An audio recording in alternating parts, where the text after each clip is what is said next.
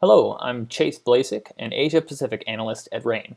This podcast is brought to you by RANE Worldview. Subscribe today at stratfor.com.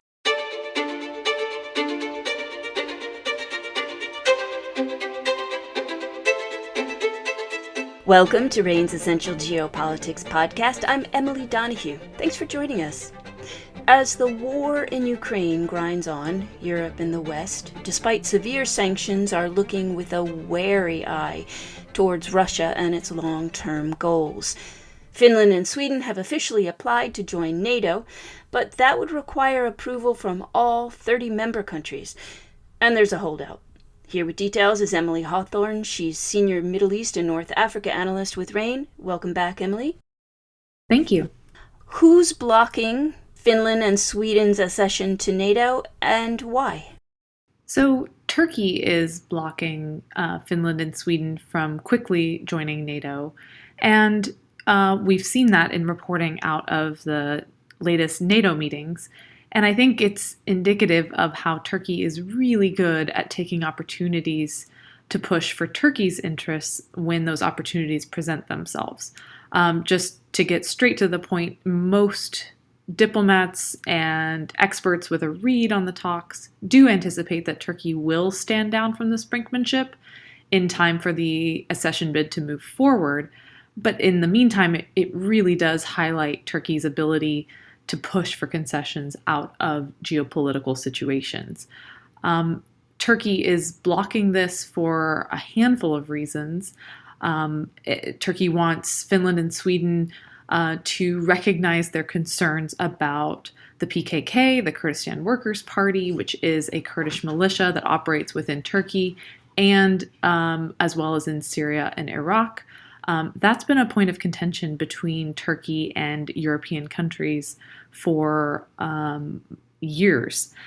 Turkey's been engaged in a conflict with the PKK for decades, and it always feels like its European partners don't take its concerns about the PKK seriously, even though most, I believe all members of NATO officially have deemed the PKK a terrorist group. There are ways in which Turkey feels like their concerns about the group are not taken seriously by other NATO members. For instance, other NATO members have supported the YPG Kurdish militia in Syria, which was and remains engaged in a fight against the Islamic State. To Turkey, the YPG is really close to the PKK and is an ally of the PKK, and Turkey doesn't like that. So it just gets complicated when you get into the details of how Turkey views some situations differently than a lot of its European counterparts. There are other issues as well, sticking points between Turkey and the rest of the NATO alliance. But the PKK issue is really one of the main ones that's causing Turkey to hold up Finland and Sweden from joining NATO. Emily, I found it fascinating that you said Turkey is very adept at manipulating the geopolitical situations to its own benefit. Let's talk about NATO. What does Turkey get out of its relationship with NATO in general? Yeah, that's a good question that gets to some interesting Cold War history. Turkey's been a member of NATO since 1952. And, for NATO, Turkey's membership makes a lot of sense. Turkey has land and sea bases. It has, even at the time in 1952 and now, it has a very strong and large military force. Geographically, it makes sense. It's right there on sort of the eastern, southeastern side of the European subcontinent. So and geopolitically and diplomatically, it does provide a really key bulwark against Russia. And Turkey has operated in that way in the past. For Turkey, it does get a lot out of NATO. And this is one of the reasons why we don't think that it's likely that Turkey is going to continue holding up Finland and Sweden from joining NATO, because it's not trying to sort of break up the alliance, as it were. It's just trying to use the situation to get some of what it wants. For Turkey, it gains a broader security umbrella in being part of NATO. It spends far less on its security as a part of NATO than it would if it was not part of NATO. And Turkey is able to negotiate and gain some leverage against other key countries, large powers, Russia, China, as well as Middle Eastern competitors and rivals, because it is part of this really powerful Western-leaning alliance. So Turkey does get a lot of value out of NATO, mostly security related, but also some of that diplomatic and political leverage that we've seen it employ in past decades. What kind of impact amid all of that will this, for want of a better word, brinksmanship have on Turkey? I think this situation is really putting a strong spotlight on the way in which Turkey has become a headache to a lot of the other members of NATO, as well as to a lot of the European governments that deal closely with Turkey. Turkey is a really important partner economically and security-wise, but Turkey also acts very frequently in its own interest, sort of out of its own motivation. And those geopolitical imperatives are often at odds with those of the other sort of members of NATO or other European countries. So I think this is going to put a lot of negative pressure on the relationship between President Erdogan and other Western leaders. I think in some ways that's valuable to Turkey domestically.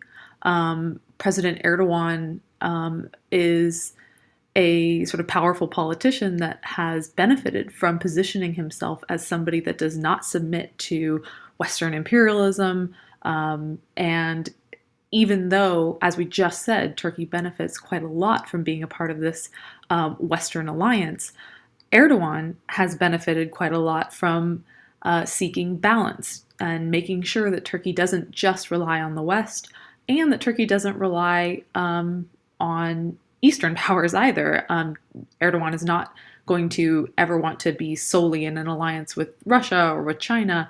Erdogan wants Turkey to be independent and have a handful of balanced relationships across the globe. So causing a little bit of trouble for NATO is sort of part of that.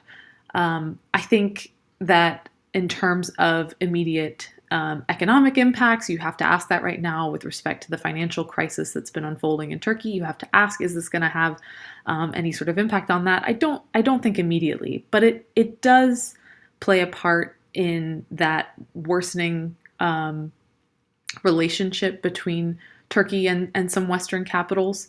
And I think that is something that will potentially come back to bite the Turkish government if its financial crisis really does deteriorate and become much more severe, and putting Turkey in a place where it is going to have to be, in discussion with the IMF or some other institution for more financial help. Turkey's not at that stage, not at all, and nor would Erdogan want that to happen. But there is something to say for the fact that causing trouble for NATO now could be spoiling the well for any sort of future financial assistance talks that Turkey might be forced into if it really saw its financial situation decline. But for now, I think this is, primarily something that will play out in the political and diplomatic realm. Turkey is likely to stand down from this, but it does want a little bit more reassurance from these incoming NATO members that they take seriously Turkey's security concerns, and that Turkey isn't going to be ignored or just sort of falling in line quickly with the rest of the alliance without making its own interests heard. Emily Hawthorne is RANE's Middle East and North Africa analyst. Thank you, Emily. Thank you. You can read some of Emily's work in RANE Worldview, but you need a subscription. Lucky for you, RANE is offering 4 weeks of content for just $1. Get the details and subscribe today at raneworldview.com. I'm Emily Donahue. Thanks for listening.